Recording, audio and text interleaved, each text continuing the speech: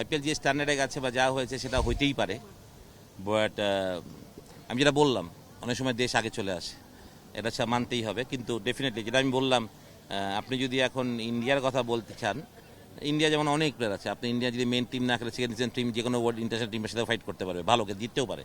কিন্তু আমাদের তো এরকম নাই বেঞ্চ। ন্যাশনাল টিমে আপনি যখন একটা ওপেনার, যদি আপনাকে আমি বলি যে আপনি একটা মানে এখন আপনি ওপেনার অনেকে ব্যাটিং করছে, আর আপনি একটা টেস্ট ওপেনারের কথা বলেন যে বাংলাদেশের নেক্সট টেস্ট ওপেনার কে কে আছে, তাহলে আপনি কিন্তু হঠাৎ করে আটকাই যাবেন। মানে ইটস নট ইজি বলা।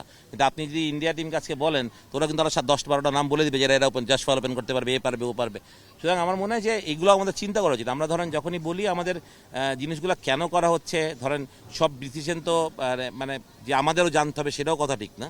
ডিসিশন যখন হয়, যেহেতু একটা কোচিং ম্যানেজমেন্ট আছে, এত টাকা দিয়ে হেড কোচ আছেন, তার সাথে সহযোগী কোচরা আছেন, ক্রিকেট অপারেশন চেয়ারম্যান আছেন, সিলেক্টর আছেন, তারা ডেফিনেটলি চিন্তা করছেন কোনটা ভালো দেশের জন্য, কোনটা ভালো না। সুতরাং তাদের ডিসিশনগুলোকে আমাদের রেসপেক্ট করা উচিত, আমি এটাই বলতে চাই।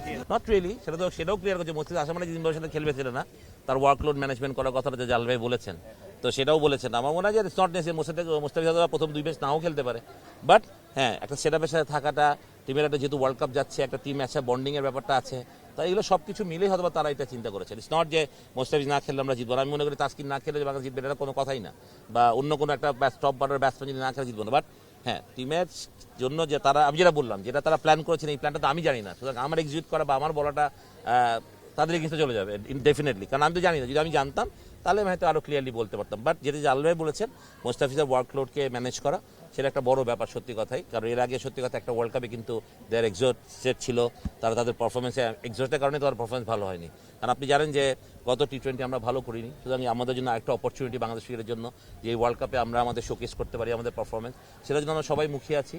আর ক্যাপ্টেন সিং একটা ইন্টারভিউ দিয়েছে যে এক্সপেকটেশনের কথা ব্যাপারে বলেছে, ও যেটা মিন করেছে আমি মনে করি যে অনেক সময় বেশি এক্সপেকটেশন টিমের জন্য একটা বার্ডেন হয়ে যায়। তো এই expectation let them play well, তারা যদি ভালো খেলে, আমি বিলিভ করি তারা ভালো ক্রিকেট খেলবে, কোয়াইট স্ট্রং সাইড ইন টি20 নাও। আমি বিশ্বাস করি বাংলাদেশ টিম ভালো খেলবে এবং তারা যেটা প্রেশারলেস ক্রিকেট খেলে সেটাই আমি চাই।